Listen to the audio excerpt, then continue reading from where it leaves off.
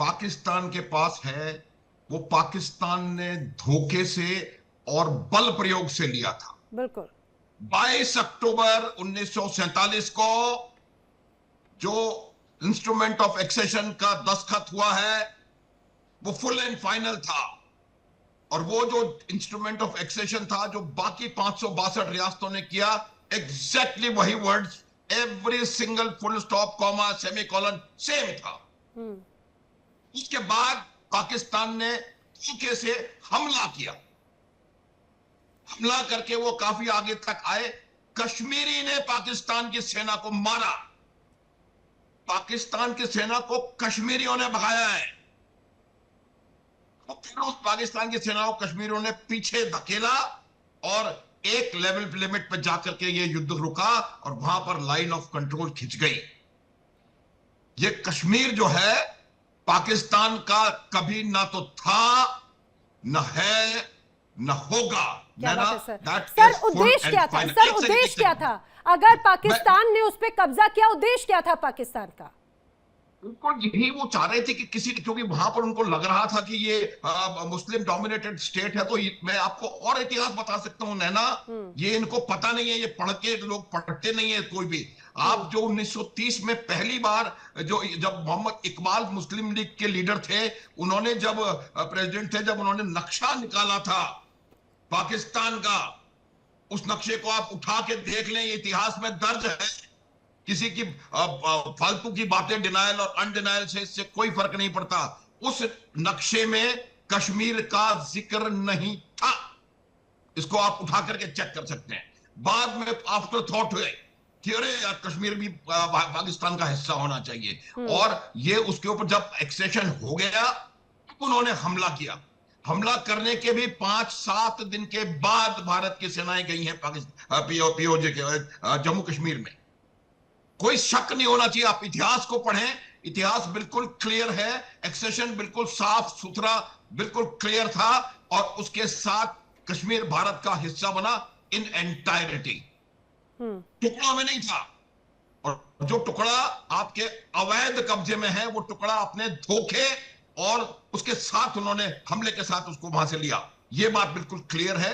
और ये लोगों को दूसरी चीज, उसके बाद इन्होंने पूरा, एक second Naina please let me complete, इन्होंने पूरा पट्टी पढ़ाई, पूरे टाइम वो ये बताते रहे कि वहां ये हो रहा है, वहां ये जो अभी ये बात जो यहां कर रहे हैं बैठ करके, यहां वो हो रहा है, वहां वो हो रहा है, वो उनको दिखा करके, और उसकी बिना पर उनके हाथों में बंदूक थमाई, पूरे के पूरे पीओजे को मिलिटराइज किया, उस जोन को कॉम्बेटाइज बनाया, आतंकवादियों के कैंप्स वहां पर तैयार हुए, उनके लॉन्च पैड्स वहां पर तैयार हैं, उनके ट्रेनिंग एरियाज वहां पर मौजूद हैं, जिनमें से 7-8 को बर्बाद किया गया ऑपरेशन सिंदूर में। और उसके साथ इन्होंने वो बंदूक थमाई, और वो बंदूक इधर असली जम्मू कश्मीर में ला करके उससे, उस बंदूक से उन्होंने हमला करवाया। लेकिन अब वो उस बंदूक का असर तो उल्टा पड़ गया ना, उल्टा पड़ गया। इन्होंने सोचा ही नहीं होगा कभी। क्यों भी बता रहा हूं मैं, इसलिए कि इनको यह बताया गया कि वहां तो कुछ भी नहीं हो रहा, ये नहीं हो रहा, वो नहीं हो रहा।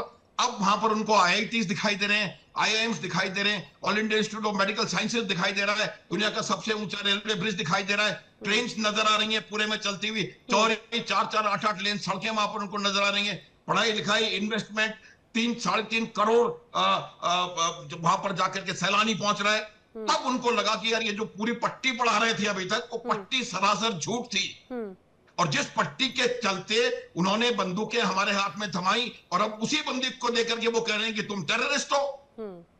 ये समझ में आ गया है। सही, यही तो बात हो गई, यही तो बात हो गई। हैदर हयात खान, आप बात कर रहे थे खासतौर से बड़े डेवलपमेंट की, इंडिया के इन्वॉल्वमेंट की। अब मैं जरूर मान रही हूँ कि जिस तरह से बड़ा प्रदर्शन या वहां पर हालात चिंताजनक बने, तो उसमें इंडिया की भूमिका जरूर है। इंडिया ने जम्मू कश्मीर में इतना डेवलपमेंट कर दिया, पाकिस्तान में तो हो नहीं पाया। अब मैं बिल्कुल मान रही हूँ, आप जो कह रहे हैं ना, हिंदुस्तान जिम्मेदार है।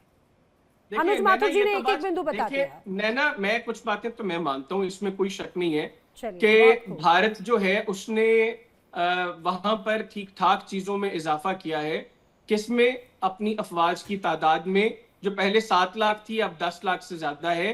दुनिया का सबसे बड़ा jail illegally Indian occupied Kashmir है, और यहाँ पर बैठकर आप बातें आप बातें जो करते हैं वो सारी दुनिया देख ली है। अच्छा सर, अनुज माथुर सर, आप और मैं तो बहुत बुरे लगेंगे ही।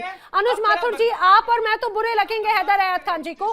सोहेल काज़मी जी जम्मू कश्मीर से कनेक्टेड हैं, सोहेल काज़मी जी जम्मू कश्मीर से कनेक्टेड हैं। अरे छोड़िए ना हैदर हयात खान, आपको वो फहरिस्त की अगर मैं बात बता रही हूँ, आपको बड़ी तकलीफ हो रही है। आप अगर मैं कंपैरिजन की बात करूँ, आप तो पीओके की तरफ भी छोड़ दीजिए। मैं तो पूरे पीओके, बलूचिस्तान, खैबर पख्तूनख्वा, पंजाब प्रांत की बात आ जाऊँ। मैं अगर बात कर लूंगी कि जरा बता दीजिए कितने इंस्टीट्यूट आपने बना दिए, कितने वाटर डेवलपमेंट प्रोजेक्ट आपने कर दिए, कितने अस्पताल आपने बना दिए, कितने कॉलेजेस आपने बना दिए, कितने स्कूल आपने बना दिए। एक शब्द आपके पास में नहीं होगा हैदर हयात खान। सोहेल काज़मी जी, जरा इनको आईना दिखाइएगा।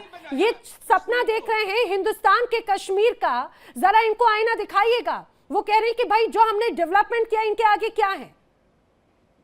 ये ठीक कह रहे हैं। देखिए, ये बहुत अच्छे स्पोक्स पर्सन है और बड़े अच्छे डिबेटर है। मैं बड़ा इज्जत एहतराम करता हूँ कि बहुत खूबसूरती से अपने मुल्क को डिफेंड करते हैं। मुझे लगता है ऐसे ही होने चाहिए, ऐसा होना चाहिए जज्बात अपने मुल्क के लिए। लेकिन जो फैक्ट्स ऑन ग्राउंड है, मैं हैदर हयात साहब को कह दूं कि मैं जम्मू कश्मीर का निवासी हूं। मैं जिस जम्मू कश्मीर में रहता हूं, भारत के जम्मू कश्मीर में, और मुझे मेरी खुशकिस्मती है कि मुझे वहां वो वाला जो पीओके है उसको भी देखने का मौका मिला है, वहां विजिट करने का मौका मिला है, और बहुत खूबसूरती से वहां एक एक चप्पे पे मैं गया हूं। दूसरी बात यह है, इनका कसूर नहीं है। देखिए, पाकिस्तान के पास एक ही इंडस्ट्री है जिसको कश्मीर इशू कहते हैं, और वो जो कश्मीर, हमारे वाला कश्मीर है, जब जब आगे बढ़ेगा, जब जब प्रॉस्पेरिटी की तरफ चलेगा, ये कुछ ना कुछ स्ट्राइक करेंगे। क्योंकि सिवाय कश्मीर के इनके पास कोई राग नहीं है। ना जुल्फकार अली भुट्टो के पास था, ना बेनजीर भुट्टो के पास था, ना नवाज शरीफ के पास है, ना इनके पास है, ना मियां नवाज। किसी भी दौरान आप देख लीजिए, जिसके एवज में ये मीडिया हाइप लेते हैं और इनको जो सिंपैथाइजर है वो उसके एवज में पैसा देते हैं। मैं इनसे पूछता हूँ कि जनाब, आप मेरी बात तो सुनिए, अब मेरी बात सुन लीजिए, मेरी बात सुन लीजिए, मुझे सिर्फ एक जुमला कहूंगा, मैं सुहेल भाई सिर्फ एक जुमला कहूंगा। देखें, आज जो है वो बरसी है बुरहान वानी शहीद की।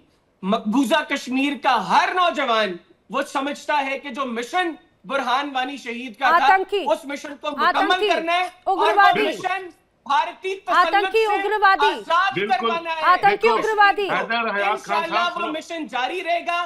बुरहान वानी शहीद ने जिस मकसद के लिए कुर्बानी दी थी, शहादत दी थी, वो मकसद जारी और सारी है। और इंशाल्लाह भारतीय आतंकी, आपको यासिन मलिक प्यारा लगता है, वो आतंकी है।